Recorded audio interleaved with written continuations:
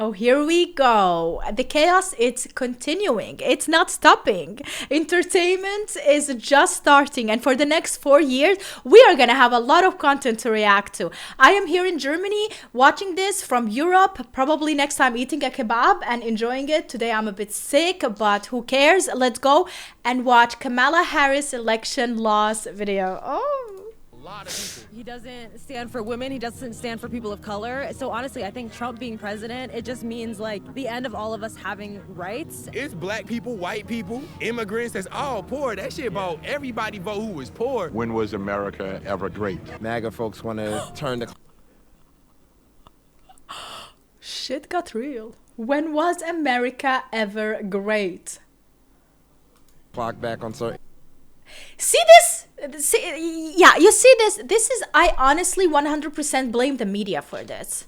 In things that aren't progressive that I'm It's not not in true. support of. So I feel like I have no words right now, to be honest. What are you thinking, sir? I'm not the biggest Kamala Harris fan. I'm not a fan of her stances on Palestine and her history as a prosecutor. But I feel like even among black people, nobody was really that crazy about Kamala Harris. I know that a lot of my friends didn't vote because of that. They didn't vote because of the situation in Palestine. But we can't afford a Trump presidency. So I'm nervous for what the future has to hold. But, you know. It doesn't mean that things can't get better. I think the people are moving in one direction despite the fact the government may be moving in another direction. Yeah. And I always have faith in the people because there's still laws intact. Like, this is still democracy. Yeah, no, the world is not going to go to an end. No, it ain't gonna be Thank the end of the world. you. It's Preach gonna be it, the stop girl. of the progression of some, and it's gonna be the spark of the progression of others that are already ahead. All right, we are at Howard University. And I am looking forward to the progression of other things, especially with this, the latest news about the free speech and the censorship within the media.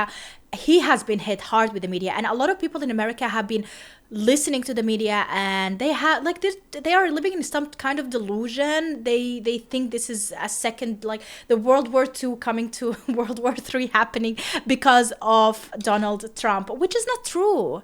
It definitely is not. It's all the media's fault. And a lot of things are happening. Like, people are killing each other over this. It happened. There is a woman who killed her father over it because of rage, because of the election results. Like, this is crazy right now, you guys. It's a pretty prestigious HBCU here in Washington, D.C. So historically black college, right, just means historically black. It doesn't mean only black. Actually, historically black colleges are the only universities within the history of the U.S. that don't have a history of discriminating based on color, nice. creed, culture. And it's really cool because it was founded by Union General Oliver Otis Howard, 1867. It was the daughters of those Union soldiers who were white women who were the first students. Yeah. And Kamala Harris was supposed to deliver what appeared to be like an address to the nation or a victory speech at the amphitheater right here, but You won't hear from the vice president tonight. seems like everybody's walking away at the same time. She currently has, I think, 210 electoral votes, and Trump has 240, something like that. So spirits are pretty low.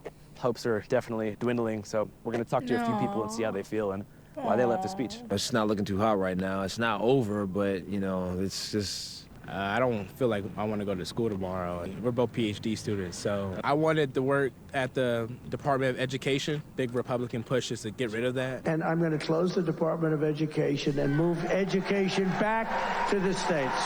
For the uninformed viewer, like, what's their motif behind, taking away the elements of the Department of Education? I think they think it's like a waste of money and resources. What do you study, man?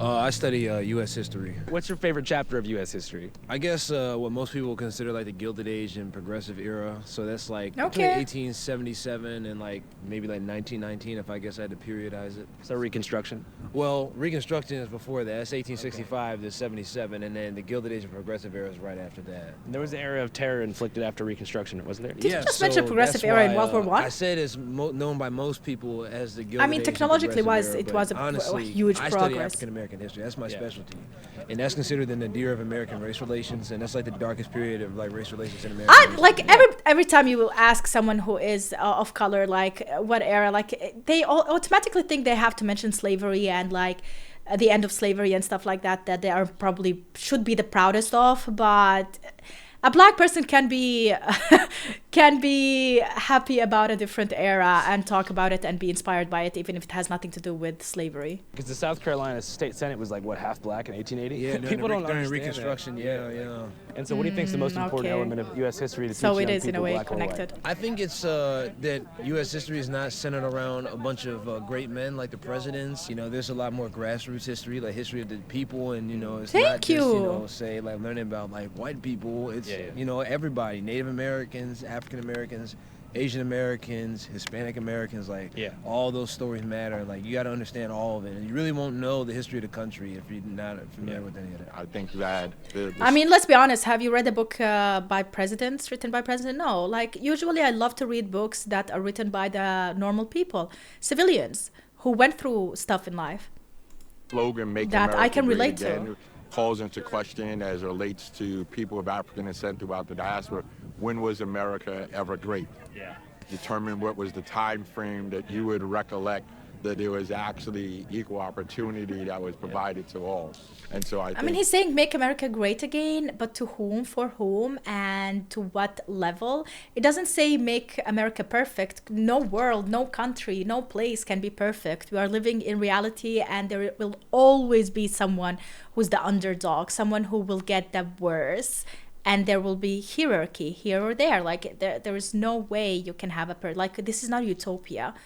If you're looking at the Reconstruction period, which was then followed by the Black Codes, whatever gains that occurred during the Reconstruction will eventually reverse. You feel like America was great during Reconstruction? I think that if you move a knife from 7 inches out of my back to 5 inches out of my back, and then consider that to be progress, I don't think that's actual progress. Yeah, you're dead either way. Actually trying to heal the wound.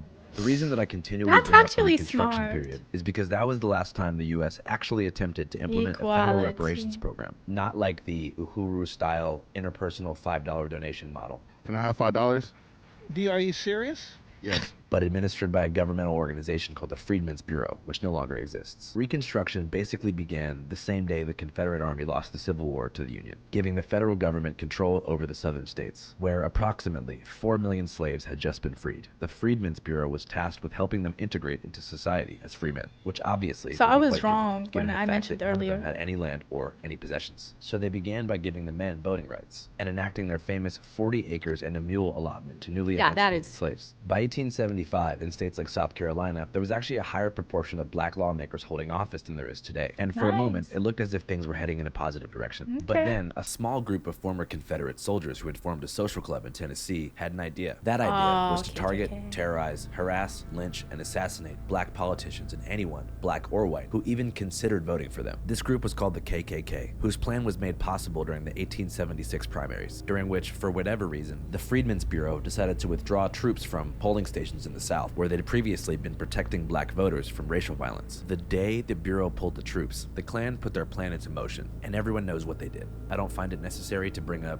individual instances of grotesque violence for dramatic effect or anything like that, but it's important to note that the original purpose of the Klan was to terrify black voters into staying home during Election Day, and to run black politicians out of town with threats of violence. And it worked. By the elections of 1878, there was almost no black voters in Georgia, despite them composing a third of the state's population. And it's been undoubtedly proven by now that the then Democrat parties in states like Mississippi and Louisiana actually hired the Klan to terrorize black voters. And so by 1880, Reconstruction was over. The Freedmen's Bureau had closed. And every state in the South was under neo-Confederate leadership, who swiftly passed something called the Black Codes, which limited black Americans' ability to own property, conduct business, own firearms, and travel freely. It also enforced strict sundown laws related to vagrancy, which set the foundation for chain gangs, forced labor camps, and the prison industrial complex. While the federal government was initially horrified like slavery on a different of level. Reconstruction in the southern states, they would ultimately side with them in 1902 during Plessy versus Ferguson,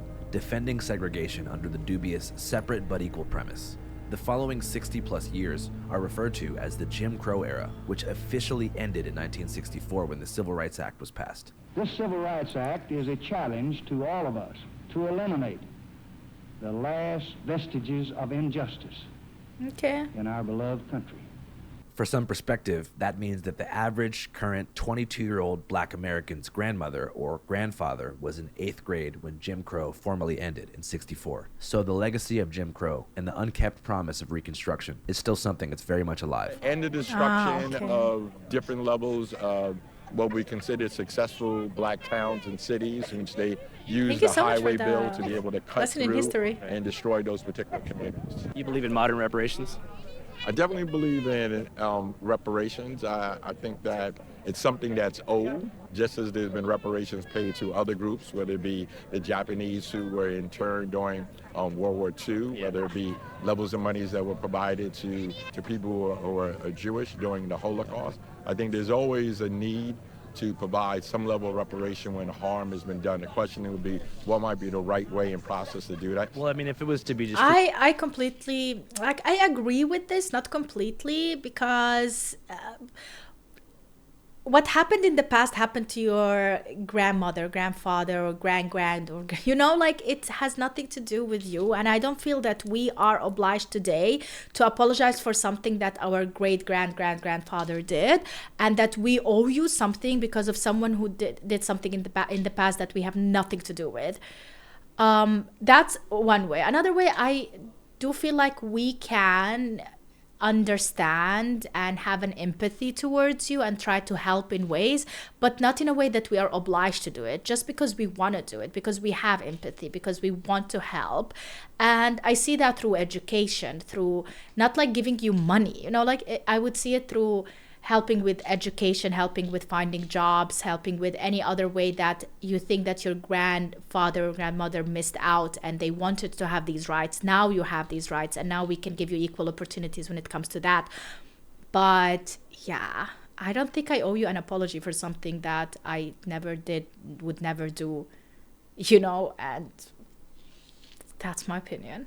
Read it on an individual level, that calls into question also financial literacy among the recipients, because I think that it was done systemically, and so you need a systemic policy to address systemic racism and discrimination. Yes, would that look like more educational investment? I would say think so, 100%. Investment would definitely be a key component of it, but I think that at this particular juncture, there's additional levels of discussions that is still being ongoing about the fact that it's needed. And to me, unequivocally, it is not only needed, but it is owed.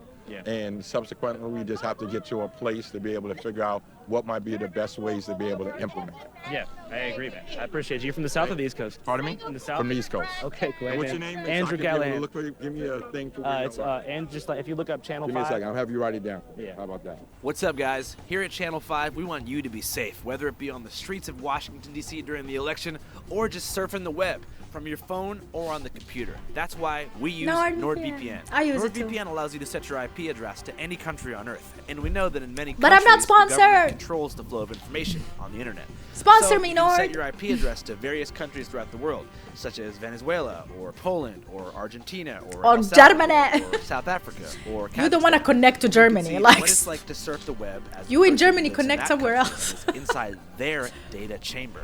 Boom, you're in there. NordVPN does so many things, but one of my favorite features they have is their threat protection, which allows you to safeguard your personal files and make sure they don't get I didn't know taken by that. sketchy hackers and people who distribute malware and try to trick you out your hard drive files. And I have more great news. NordVPN's having a massive Black Friday sale, so if you want to use my link, www.nordvpn.com/channel5, you can get a huge discount on a 2-year plan plus 4 free additional months. And guess what? If you don't like it, there's a 30-day money-back guarantee. Again, just go to www.nordvpn.com/channel5. I'm going to put the link in the description and a pinned comment. All right, guys. Let's continue. Back to the streets. Back to the streets.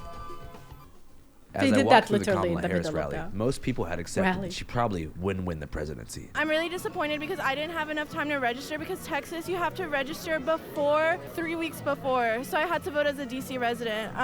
But still, some people held on to a sliver of hope. Hey, we're coming back. We're down 20. We're down 20. We're down 20. It's 2:30. We almost back. We're down 20. Look. Kamala, she needs to win Wisconsin, my parlay's Pennsylvania, Georgia, alive. and maybe Michigan. And we're in there. She Nobody give no fuck about Nevada or AZ. Fuck Arizona. Fuck all that shit. We respect the people out there, but nah, like this is what matters. It's about what matters right now. We've been out here stressing all night. We need this. Might be the second bottle tonight. Like we out here, but nah, look, I don't enjoy what Trump did to the Central Five. He spent $85,000 on a full-page ad in the New York Times calling for our execution. Any three of us could have been a Central Five in Manhattan. If that's how you gonna represent a large portion of America, I can't get behind that because that's the demographic that I'm a part of. So you feel like on a moral character level, he's just bogus? Yeah, hell yeah. Everything Trump stands for, he doesn't stand for women, he doesn't stand for people of color. So honestly, I think Trump being president, it just means like the end of all of us having rights and being seen as human beings. And I feel like with Harris as president, her goal is to see everyone as people and help everyone. When it comes to voting for the president, right, you're voting for someone who's going to select the heads of the Department of Agriculture, the Department of Commerce. Yeah. And I, believe that, especially with her, she would choose more qualified individuals. I think as we get even closer and closer to like the end of the timeline and within which I love that she mentioned that, and then I think of Elon Musk. Okay. We can change the effects of climate change.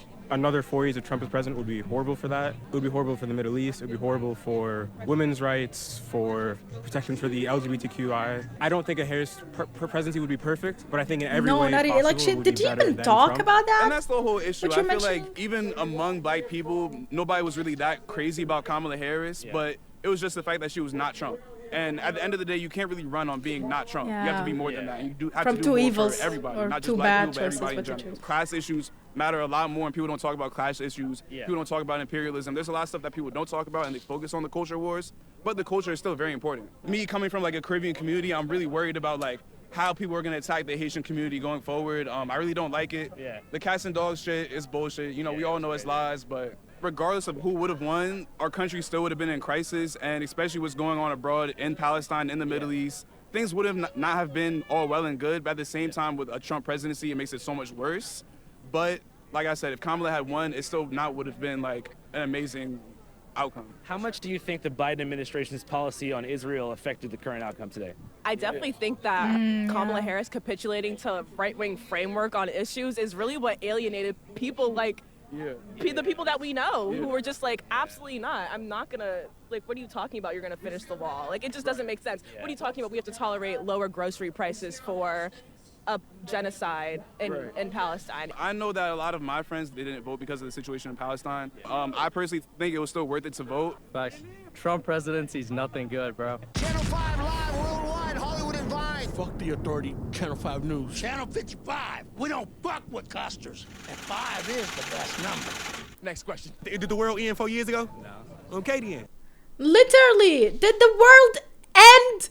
Why are you pretending like this didn't happen before? Like, the world did not end. So why are you ending each other right now? Like, honestly, the media is messed up, and they completely messed up this whole thing and the way people are thinking about Donald Trump. Like, give the man a break. Like, let's see what's the worst that can happen. At the end of the day, the president can do a lot, but he cannot do as much as much damage as you think, especially not in 4 years. And believe it or not, if he does so much damage, everybody would unite, everybody would put him down, not kill him, I don't know the word exactly, but they would change him.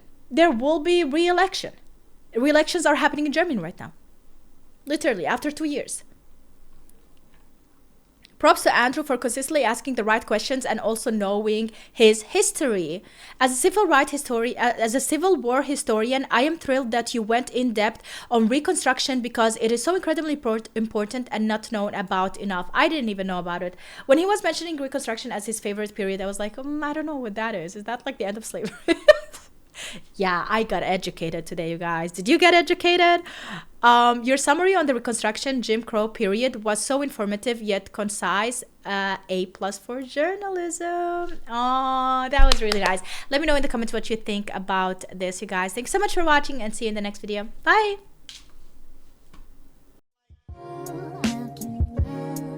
You